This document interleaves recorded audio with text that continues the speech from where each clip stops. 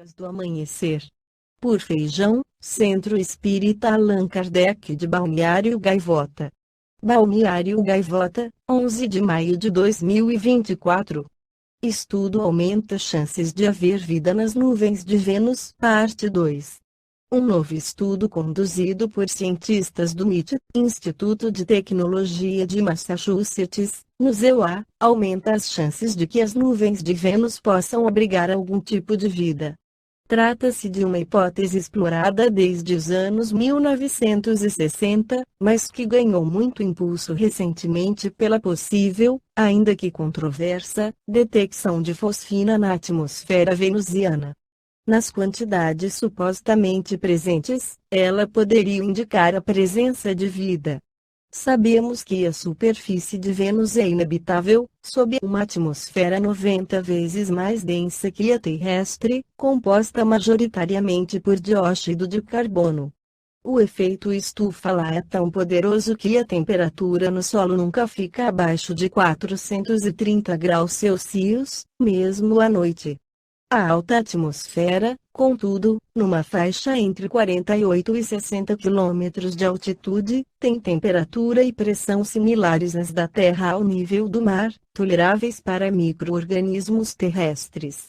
Uma diferença importante é que as nuvens venusianas são ricas não em água, que existe em quantidades limitadas, mas em ácido sulfúrico, que sempre foi tido como um impedimento para a vida.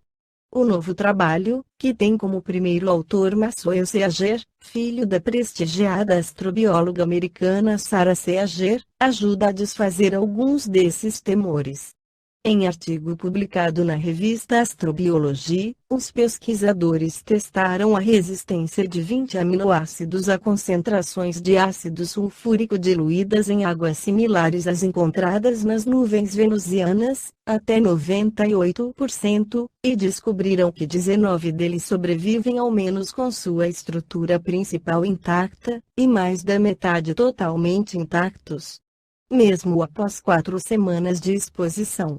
No Evangelho segundo o Espiritismo, Allan Kardec esclarece um pouco mais sobre as diferentes categorias dos mundos habitados. Do ensino dado pelos Espíritos, resulta que muito diferentes umas das outras são as condições dos mundos, quanto ao grau de adiantamento ou de inferioridade dos seus habitantes. Entre eles há os em que estes últimos são ainda inferiores aos da Terra, física e moralmente, outros, da mesma categoria que o nosso, e outros que lhes são mais ou menos superiores a todos os respeitos. Nos mundos inferiores, a existência é toda material, reinam soberanas as paixões, sendo quase nula a vida moral. À medida que esta se desenvolve, diminui a influência da matéria, de tal maneira que, nos mundos mais adiantados, a vida é, por assim dizer, toda espiritual.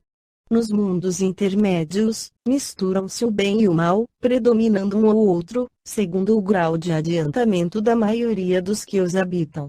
Embora se não possa fazer, dos diversos mundos, uma classificação absoluta, pode-se contudo, em virtude do estado em que se acham e da destinação que trazem, tomando por base os matizes mais salientes, dividi-los, de modo geral, como segue: mundos primitivos, destinados às primeiras encarnações da alma humana, mundos de expiação e provas, onde domina o mal, mundos de regeneração, nos quais as almas que ainda têm o que expiar aurem novas forças, repousando das fadigas da luta, mundos felizes, onde o bem sobrepuja o mal, mundos celestes ou divinos, habitações de espíritos depurados, onde exclusivamente reina o bem.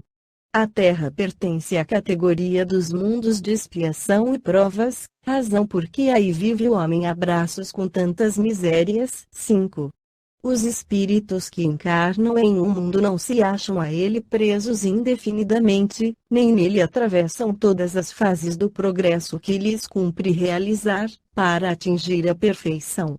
Quando, em um mundo, eles alcançam o grau de adiantamento que esse mundo comporta, passam para outro mais adiantado, e assim por diante, até que cheguem ao estado de puros espíritos. São outras tantas estações, em cada uma das quais se lhes deparam elementos de progresso apropriados ao adiantamento que já conquistaram. É-lhes uma recompensa ascenderem ao mundo de ordem mais elevada, como é um castigo prolongarem a sua permanência em um mundo desgraçado, ou serem relegados para outro ainda mais infeliz do que aquele a que se veem impedidos de voltar quando se obstinaram no mal. Esta foi a crônica do amanhecer de 11 de maio de 2024. Por Alfredo Feijão Lopes.